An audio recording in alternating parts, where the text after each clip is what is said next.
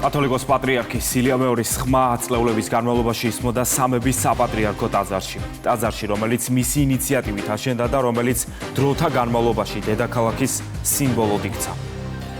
სამების ტაძრის ისტორია იმ პერიოდში იწყება, როცა საქართველო ახალ რეალობაში აღმოჩნდა. პოსტსაბჭოთა ქვეყანა ეძებდა სულიერ საყრდენს. სწორედ მაშინ ილია მეორის გაუჩნდა იდეა, რომ დედაქალაქში აშენებულიყო მასშტაბური საკათედრო ტაძარი. შენებლობის პროცესი 10 წლეულების განმავლობაში შეფერხებებით მიმდინარეობდა. ბიძინა ივანიშვილის და ფონდი ქართუს ფინანსურმა მხარდაჭერამ კი შესაძლებელი გახადა ტაძრის მშენებლობის დასრულება. თუმცა სამების მშენებლობა მხოლოდ ერთი დამფინანსებლის პროექტი არ ყოფილა. ეს იყო პროცესი, რომელშიც მთელი საქართველო მონაწილეობდა.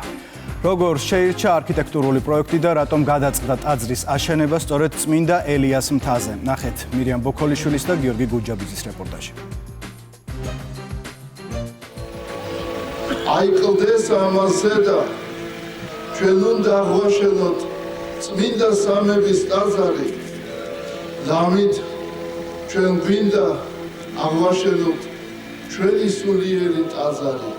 დაისწორეთ ამისთვის ვართ ჩვენ მოწოდებული და აქედან ვიწყებთ ჩვენი ერის გამტკიცებას. ასე დაიბადა იდეა რწმენით, იმედით, მოთმინებით და ერთიანობით სავსე იდეა.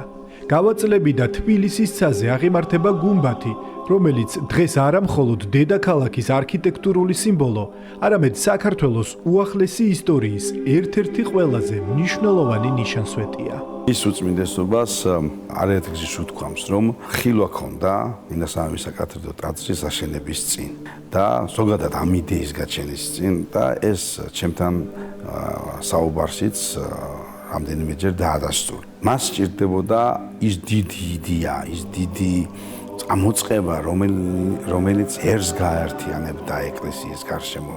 ყველაფერი ჯერ კიდევ საბჭოთა საქართველოში 1988 წელს დაიწყო, როდესაც თბილისის აღმასკომმა სრულიად საქართველოს კათოლიკოს პატრიარქის წერილი მიიღო.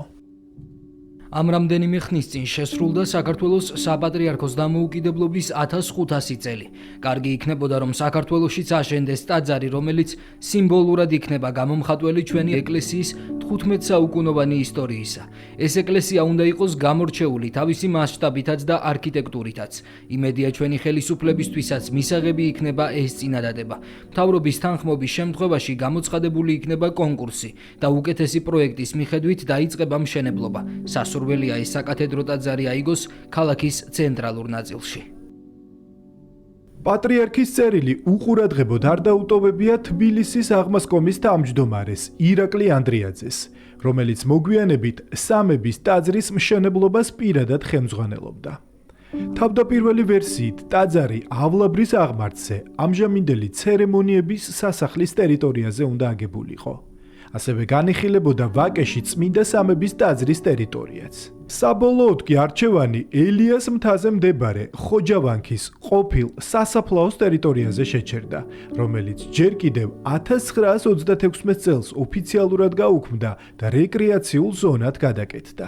აი ამ ტერასაზე, ახლა იქ ზემო ტერასაზე დღეს არის სამების საკათედრო ტაძარი. ესე იგი ადრე იყო იქ მეგობრობის ეს იყო მეგობრობის პარკი. უფრო ადრე ეს არის ეგრეთ წოდებული თბილისის გარე სასაფლაო, ხოჯე ბექბუთას მიერ დაარსებული მე-17 საუკუნეში. ისტორიკოსი ჯაბა სამუშია სამების მშენებლობის მემატიანია. მან პატრიარქის კურთხებით ყველა დოკუმენტს, ყველა ფოტოს და წერილობით მასალას მოუყარა თავი და ერთ წიგნად აქცია. წიგნში ნახავთ იმ პროექტებსაც, რომელიც 100-ზე მეტმა არქიტექტორმა ტაძრის მშენებლობისთვის გამოცხადებულ კონკურსზე წარადგინა.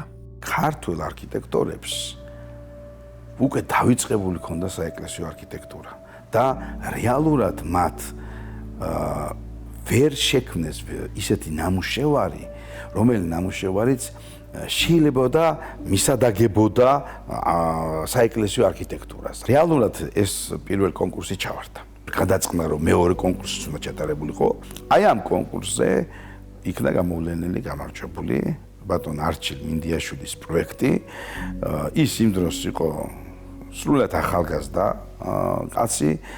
მე თვითონ მიყვებოდა ხოლმე ბატონი არჩილი, აღარ არის სამწუხაროდ ცოცხალი და ის მიყვებოდა რომ როცა გამომაცხადესო აი და პატრიარქი ცოტა მოშორებით იდგა მუხლებზე დავეციო და აი რამდენიმე მეტრი მუხლებზე ხოხით მივიდა პატრიარქამდე 1995 წლის 23 ნოემბერს გიორგობის დღესასწაულზე სრულიად საქართველოს კათოლიკოს პატრიარქმა ილია მეორემ ელიას მთაზე ტაძრის ტერიტორია საზეიმოდ აკურთხა.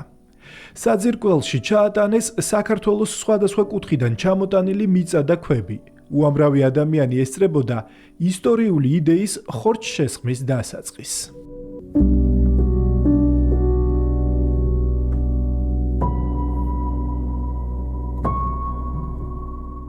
იდეიდან რეალობამდე გზა რთული აღმოჩნდა. 90-იანი წლების მძიმე სოციალურ-ეკონომიკური ფონი მშენებლობას მუდმივად აფერხებდა. სამუშაოები ხშირად ჩერდებოდა. არც მოსახლეობის შემოწირულობები იყო საკმარისი და არც მწირი საბიუჯეტო დაფინანსება.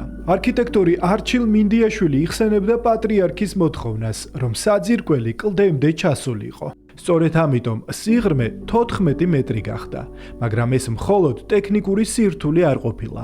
მთავარი გამოწვევა რესურსების ნაკლებობა იყო.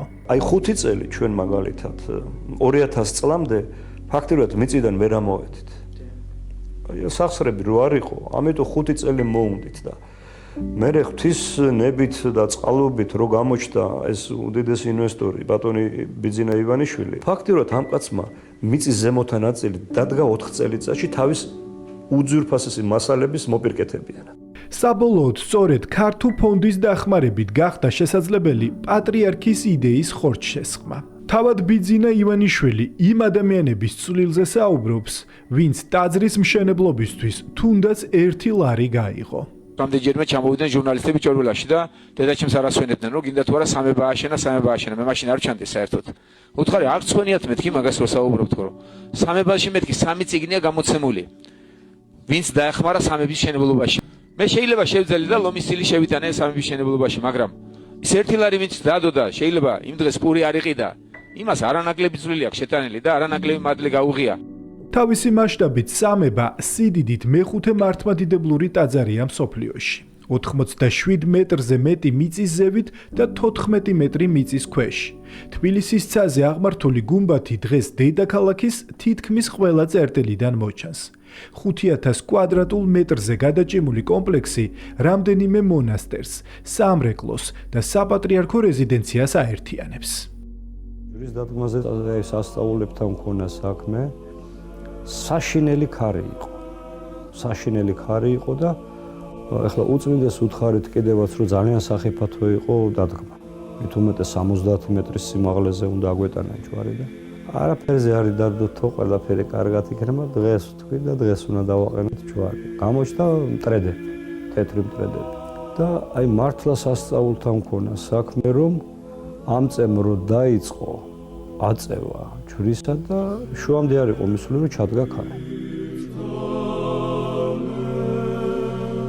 უნიკალური ფოტოები, დოკუმენტები და პირველი მშენებლების ისტორიები გვახსენებს, რომ ეს ტაძარი მხოლოდ საკულტო ნაგებობა არ არის. ის მთელი ერის ერთობლივი ძალისხმევის შედეგია. ათასობით ადამიანისთვის ეს ადგილი რწმენის, იმედისა და გაერთიანების სიმბოლოდ იქცა. ადამიანები იხსენებენ, რომ მაშინ მძიმე წლებში მათმა ოჯახებმაც შეძლეს მცირედი წვლილი შეტანა და დღეს ამით ამაყობენ. ეს არის უძვირფასესი რამე ადამიანის ცხოვრებაში, ენაცვლე და სიწმინდეა ჩემთვის. ჩემი წილი და ჩემი ოჯახის წილი ჩავდა. ყველას შეეწიო სამების მადლი, ვინც მონაწილეობა მიიღო. სამების ტაძარი ალბათ საუკუნები რომ გავა, ის საუკუნები უფრო ილაპარაკებს, იმიტომ რომ ჯერ ახლა ახალია და ალბათ ვერ ხვდებით რახან ახალია ამის სიდიდეს. საუკუნეების მერე იქნება ალბათ საოცრება. ყველა სურვილის ასრულება სამ ტაძართან არის დაკავშირებული. დარჩენი გვიხაროდა ძალიან რომ ეს შენდებოდა. ძალიან ხშირად დავდივართ, ბათუმში ვცხოვრობთ ისე, ეს ტაძარი არის ძალიან წმინდა, იმიტომ რომ ილია მეორეს ნაკურთხია აშენებული. ჩვენი სიამაყე და ჩვენი სიხარულია. იმედს გვაძლევს, აქ რომ მოვდივართ, იმედით ცოცხლობთ ადამიანი. წმინდა სამების საკათედრო ტაძარი საქართველოს კათოლიკოს პატრიარქმა 2004 წლის ნოემბერში საზეიმოდ აკურთხა. საქართველოს ისტორიაში ყველაზე დიდი ტაძარი 22 წლის წინ გაიხსნა. თუმცა სამების ისტორია აქ არ დასრულებულა. ის დარჩება როგორც კლდეზე დაშენებული ქვეყნის სიმტკიცის და ერთიანობის სიმბოლო. სწორედ ამ ერთიანობის დიდი ძალა ჩანდა მაშინაც, როდესაც სრულიად საქართველოს კათოლიკოს პატრიარქს მის მიერ ნაკურთხი ტაძრიდან უკანასკნელ გზაზე 100,000-ობით ადამიანი მიაცილებდა.